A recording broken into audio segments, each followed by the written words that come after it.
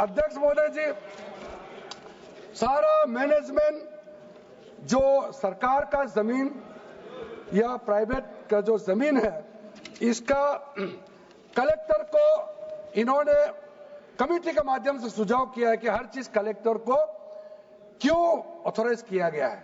तो कमेटी के बात को माना है कि कलेक्टर से ऊपर कोई भी अधिकारी, कलेक्टर से ऊपर जो अधिकारी है वो देखेंगे सरकारी जमीन और कोई डिस्प्यूट है वक्फ बोर्ड के साथ या किसी मुतावली के साथ डिस्प्यूट है, उसका जांच कलेक्टर के ऊपर अधिकारी करेंगे।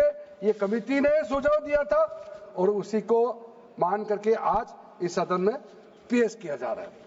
एक महत्वपूर्ण सुझाव हम लेके आ रहे हैं, अमेंडमेंट लेके आ रहे हैं, इसमें मैं मानता हूं कोई विरोध नहीं करेगा।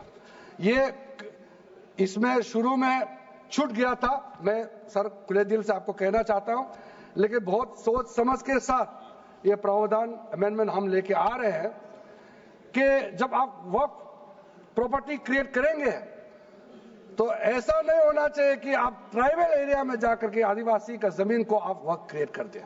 ये नहीं होना चाहिए। इसलिए हमारा देश के आदिवासियों का संरक्षण को ध्यान में रखते हुए शेड्यूल 5 और शेड्यूल 6 में आप वक्फ प्रॉपर्टी क्रिएट नहीं कर सकते हैं। ये एक महत्वपूर्ण अमेंडमेंट लेकर आया है।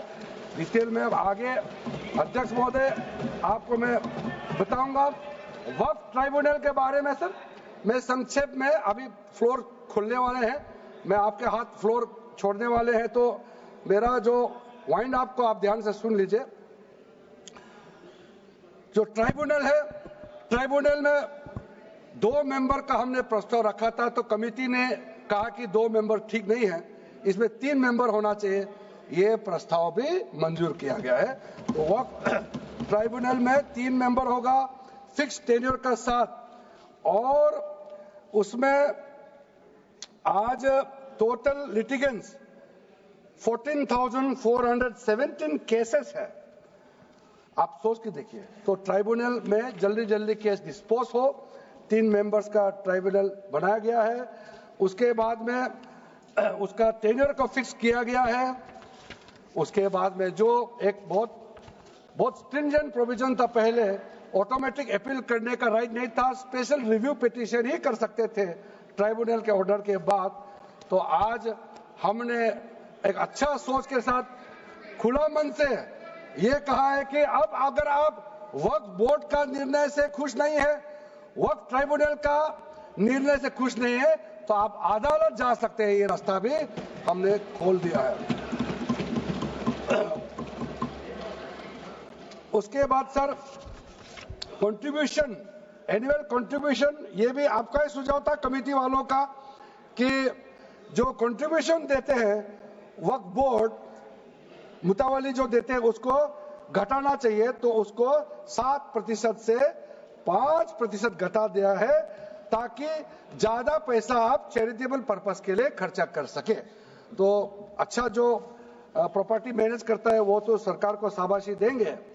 उसके बाद एक बहुत ही महत्वपूर्ण प्रावधान है जो हमको रखना पड़ा। आपने लॉ ऑफ लिमिटेशन को इस वक्फ बोर्ड का प्रावधान से हटा दिया था, इसको हमने लगाया है। तो अब तो मालूम है the limitation act of 1963 will now apply to the work property claims from the date of commencement of this act, aiming to reduce prolonged litigation। ये बहुत बड़ा मैं मानता हूं एक कदम उठाया है। और जो सेक्शन 40 सबसे ड्रैकोनियन प्रोविजन इस एक्ट में था, तो सेक्शन 40 था। सेक्शन 40 के तहत वक्फ बोर्ड, आप लोग बार बार कहते हैं ना, ये ऐसा नहीं है, ऐसा ही है। सेक्शन 40 में किसी भी जमीन को आप वक्फ प्रॉपर्टी डिक्लेयर कर देता था, वो प्रॉपर्टी को हमने हटा दिया है। वो कोई भी जमीन को वक्फ प्रॉपर्टी डिक्लेयर करके फिर किसी गरीब के लिए नहीं करना है। वो लोग, कुछ लोग, चंद लोग अपने के लिए, अपने फायदा के लिए इस्तेमाल करते हैं। ओवैसी मैं तो नाम नहीं लूंगा, लेकिन सर ये प्रावधान को इतना मिसयूज हुआ, इसलिए तो इतना लाखों प्रॉपर्टी की संख्या बढ़ गई। अब किसी प्रॉपर्टी को कैसे आप क्लेम कर सकते हैं?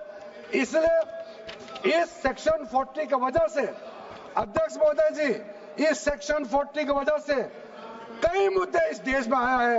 आज पूरा हमारे देश का क्रिश्चियन कम्युनिटी, जो कैथोलिक चर्च काउंसिल के लोग, भारत चर्च ग्रुप के लोग, केरला में हो या देश भर में, आज पुकार पुकार के क्यों कह रहा है कि वक्त संशोधन बिल जल्दी पारित होना चाहिए।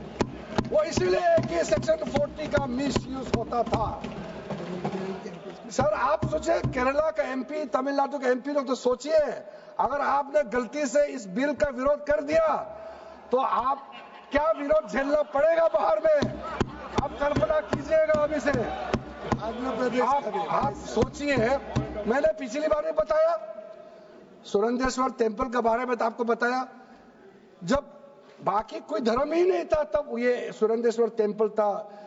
तिरुचेंदुराई विलेज तमिलनाडु में, उसको वक्त डिक्लेयर करने के बाद कर्नाटका में तो हजारों एकड़ का इशू है।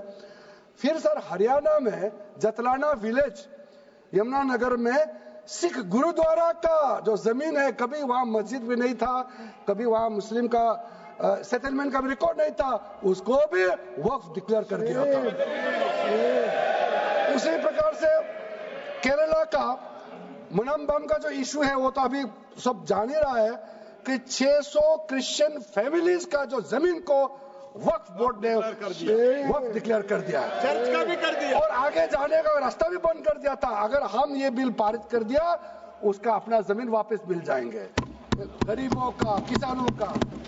ऐसे चीजों में आप लोग भी समर्थन करना चाहिए। मैं तो मानता हूं कि अभी भी देर नहीं हुआ, अभी भी आप जिद पे राजनीतिकरण करके आप अड़े रहे, आप मुश्किल में फंसने वाले हैं। विशेष करके हमारे कांग्रेस वालों को मैं कहना चाहता हूं, और बाकी हमारे साथी दल है, कांग्रेस के झांसे में ना आए, आपको भी डुबा देंगे ये लोग। इस बिल को विरोध करके बहुत बड़ा नुकसान होने वाला है। आप ध्यान से सुनिए अध्यक्ष महोदय। इसलिए अंत में सर, क्योंकि मैंने कहा है कि मैं आखिर में जवाब दूंगा, तो हम लोग आगे भी इस पार्लियामेंट को भी वक्त डिक्लेयर ना कर दे, हम लोग आराम से भविष्य के लिए और अच्छा काम करें। मैंने पॉजिटिव बात में अपना बात को रखा है। अंत में मैं अपील करके अपना बात को समाप्त करना चाहता हूं। इसी लाइन के साथ मेरी हिम्मत को तो सराहो। देखिए मैं कितना हिम्मत के साथ बोल रहा हूं। मेरे हिम्मत को तो सराहो, मेरे हमराही बनो, मैंने एक शम्मा जलाई है हवाओं के खिलाफ। आप लोग जब इस बिल को समर्थन करेंगे, मैं, हमारे वरिष्ठ नेता सब सदन में बैठे हम लोग सुन रहे हैं, मैं अपने आप को बहुत भाग्यवान मानता हूं, मैं भाग्यशाली हूं। प्रधानमंत्री नरेंद्र मोदी जी ने मेरे जैसे एक साधारण सदस्य को इतना पुण्य काम करने का मौका दिया है, इस बिल को यहाँ रखने का मौका दिया है। करोड़ों करोड़ों गरीब मुसलमान बहने दुआ देने वाला है। दुआ में अकेला क्यों लो, ये दुआ आप भी लेना चाहिए।